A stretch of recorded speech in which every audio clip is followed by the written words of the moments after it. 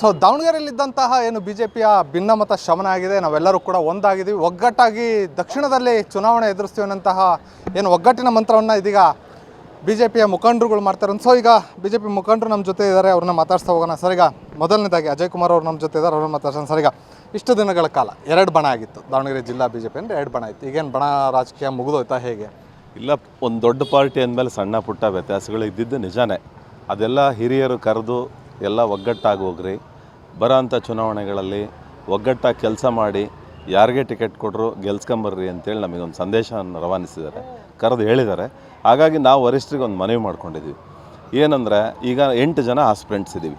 ಇಲ್ಲಿರ್ತಕ್ಕಂಥವ್ರು 5 ಜನ ಇದೆ, ಇನ್ನು 3 ಜನ ಬಂದಿಲ್ಲ. ಕೃಷ್ಣಮೂರ್ತಿ ಅವರು, ಜಯಮ್ಮ, ಕೊಳನಹಳ್ಳಿ ಸತೀಶ್ ಅವರು ಬಿಟ್ಟರೆ ರಾಜನಹಳ್ಳಿ ಶಿವಕುಮಾರ್ ಅವರು, ಯಶವಂತಣ್ಣರು, ಆಮೇಲೆ ದೇವ್ರಮನೆ ಶಿವಕುಮಾರ್ ಅವರು, ಶ್ರೀನಿವಾಸ್ ದಾಸ್ಕರಿಯಪ್ಪ ಅವರು, ನಾನೊಬ್ಬ, 8 ಜನ ಇದ್ದೀವಿ.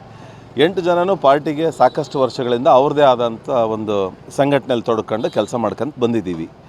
ಹಾಗಾಗಿ ಯಾರಿಗಾದರೂ ಒಂದು ಅವಕಾಶ ಕೊಡ್ರಿ, 8 ಜನದಲ್ಲಿ ನಾವು ಗಟ್ಟಿಯಾಗಿ ನಿಂತು ಕೆಲಸ ಮಾಡ್ಕೊಂಬರ್ತೀವಿ. ಇಲ್ಲ, ನಮ್ಮ 8 ಜನನ ಬಿಟ್ಟು ಪಾರ್ಟಿ ನಿಷ್ಠಾವಂತ ಕಾರ್ಯಕರ್ತ ಇನ್ನೊಬ್ಬ ಯಾರೋ ಒಬ್ಬ ಸಣ್ಣ ವ್ಯಾಪಾರಸ್ಥ ಏನೋ ಒಂದು ಸಣ್ಣ ಕೆಲಸ ಮಾಡ್ಕೊಂಡಿದ್ದಾನೆ ಅಂದ್ಕೊಳ್ರಿ, ಬೂತ್ ಮಟ್ಟದ ಒಬ್ಬ ಸದಸ್ಯನೂ ಸುಮಾರು ವರ್ಷಗಳಿಂದ ಕೆಲಸ ಮಾಡೋದನ್ನು ಟಿಕೆಟ್ ಕೊಡಲಿ, ನಾವು ಅಷ್ಟು ಜನನೂ ತನು ಮನ ಧನ ಹಾಕಿ ಅವ್ರನ್ನ ಗೆಲ್ಸ್ಕೊಂಬರೋ ಕೆಲಸ ಮಾಡ್ತೀವಿ.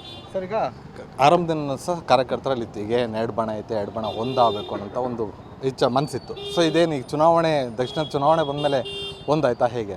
ಸರ್, ಆ ಥರದ್ದು ಏನು ಪ್ರಶ್ನೆನೇ ಇಲ್ಲ. ಯಾಕೆಂದರೆ ನಮ್ಮ ಹೈಕಮಾಂಡು ಭಾಳ ಪ್ರಬಲವಾಗಿದೆ. ಕೆಲವೊಂದು ವಿಚಾರವಾಗಿ ಸಾಕಷ್ಟು ಚರ್ಚೆಗಳು ನಡೆದಿದ್ದಾವೆ. ಬರೀ ಇವತ್ತು ಚುನಾವಣೆಗೋಸ್ಕರನೇ ಇದು ಒಂದಾಗಿದ್ದೀವಿ ಅಂತ ಅನ್ನೋದು ಸುಳ್ಳು. ಭಾಳಷ್ಟು ದಿವಸದಿಂದನೂ ಸಹಿತ ನಾವು ಒಂದಾಗಬೇಕು, ಒಟ್ಟಾಗಿ ಹೋಗಬೇಕು ಅನ್ನೋದು ನಮ್ಮ ಎಲ್ಲ ಹಿರಿಯರ ಅಪೇಕ್ಷೆ ಇತ್ತು.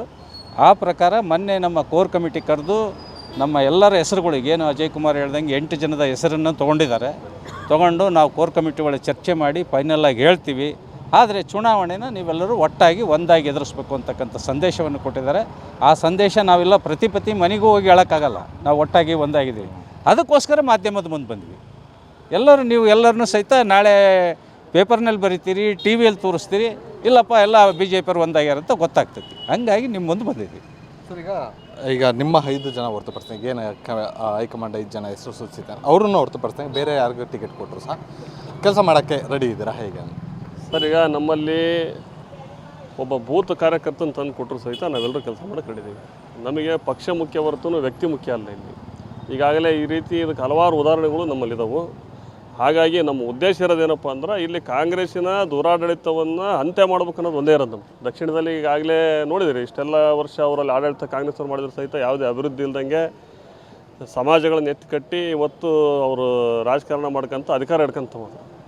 ಅದೆಲ್ಲದಕ್ಕೂ ಒಂದು ಅಂತ್ಯ ಆಡಿ ಇವತ್ತು ನಾವೇನು 5 ಜನ ನಾವಿಲ್ಲಿದ್ದೀವಿ, ಯಶವಂತರಾವ್ ಜಾಧವ್ ಅವರು ಇರ್ಬೋದು, ಅಜಯ್ ಕುಮಾರ್ ಅವರು ಇರ್ಬೋದು, ದೇವ್ರಮನೆ ಶಿವಕುಮಾರ್ ಅವರು ಇರ್ಬೋದು, ಶ್ರೀನಿವಾಸ ದಾಸ್ಕರಿಯಪ್ಪನ ಒಳಗೊಂಡಂತೆ ಇನ್ನು ಉಳಿದಂಥ ಕೃಷ್ಣಮೂರ್ತಿ ಅವರು, ನಮ್ಮ ಕೋಳೇನಹಳ್ಳಿ ಸತೀಶ್ ಅಣ್ಣವರು, ಜಯಮ್ಮನವರು, ಅದನ್ನು ಬಿಟ್ಟು ಯಾವುದೇ ಒಬ್ಬ ಸಾಮಾನ್ಯ ಬೂತ್ ಕಾರ್ಯಕರ್ತನ ತಂದು ನಿಲ್ಲಿಸಿ ಅವನನ್ನು ನೀವು ಗೆಲ್ಲಿಸ್ರಿ ಅಂದರೆ ನಾವು ತನುಮನದಿಂದ ಎಲ್ಲರೂ ಸರ್ವ ಪ್ರಯತ್ನ ಮಾಡಿ ಗೆಲ್ಲಿಸೋಂಥ ಕೆಲಸವನ್ನು ಮಾಡ್ತೀವಿ. ಸರ್, ಈಗ ಈ ಪತ್ರಿಕಾಗೋಷ್ಠಿ ನಡೆಯುವಂಥ ಸಂದರ್ಭದಲ್ಲಿ ನೀವೇನು ಮುಖಂಡರುಗಳೆಲ್ಲ ಸಹ ಕೈ ಎತ್ತಿದ್ರಿ, ಮುಂದಿನ ದಿನಗಳಲ್ಲೂ ಸಹ ವೈಮನಸ್ಸಿರುವಂತಹ ನಿಮ್ಮ ಮುಖಂಡರುಗಳು ಬಂದು ಇದೇ ರೀತಿ ಕೈ ಎತ್ತುತ್ತಾರೆ, ದಕ್ಷಿಣದಲ್ಲಿ ಚುನಾವಣೆಗೆ ಬಂದು ಎದುರಿಸ್ತಾರೆ ಹೇಗೆ?